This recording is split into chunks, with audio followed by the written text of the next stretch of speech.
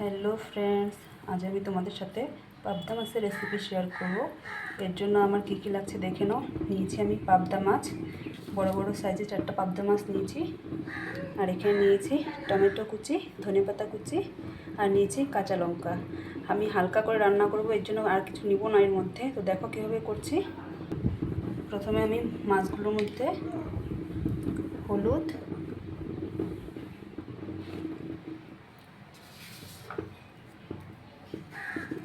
আর নুন দিয়ে ভালো মতো মেখে নিব।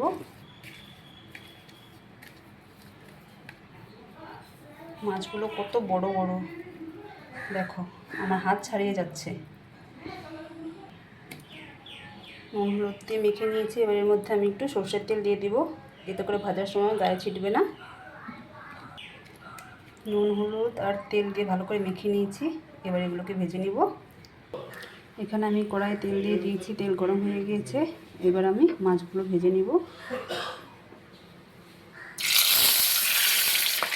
মাছগুলো আমি বেশি কড়া করে ভাজবো না, হালকা করে ভেজে নিব। মাছগুলো আমি হালকা করে ভেজে নিয়েছি। এবার এগুলোকে নামিয়ে নেব। আর দুটো বাকি ছিল দুটো ভেজে নেব।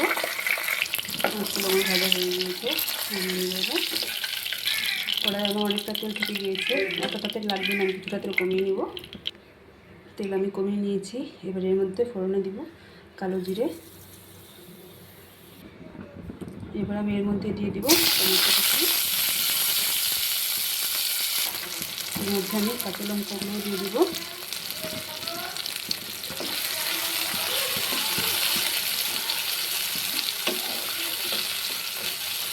আর 2 মিনিট নাড়াচাড়া করে নেব। এবার এর মধ্যে সামান্য একটু জল দিয়ে দিব, যাতে মশলাটা আমার পুড়ে না যায়। আমি এবার এটাকে 1-2 মিনিটের ঢেকে দিব। ঢেকে দিলে টমেটোগুলো আরও গলে যাবে, এতে করে খেতে ভালো লাগবে। মশলাটা আমার খুব ভালো করে ভাজা হয়ে গিয়েছে, তেল ছেড়ে দিয়েছে। এবার আমি এর মধ্যে একটু জল দিয়ে দিব।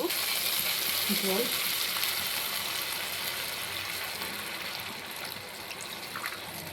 খুব বেশি একটা জল দিব না, মাখো মাখো হবে। এবার আমি কিছুক্ষণ ঝোলটাকে ফুটতে দিব। ঝোলটা আমার ফুটে গিয়েছে। এবার এর মধ্যে ভেজে রাখা মাছগুলো দিয়ে দিব। এবার আমি ঢাকা খুলে নিচ্ছি।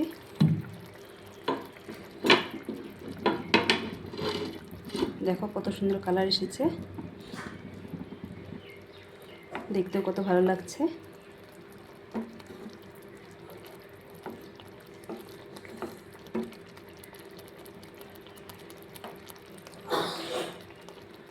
ঝোলটা আমার হয়ে গিয়েছে। এবার এর উপর দিয়ে আমি একটু ধনেপাতা কুচি দিয়ে দিব।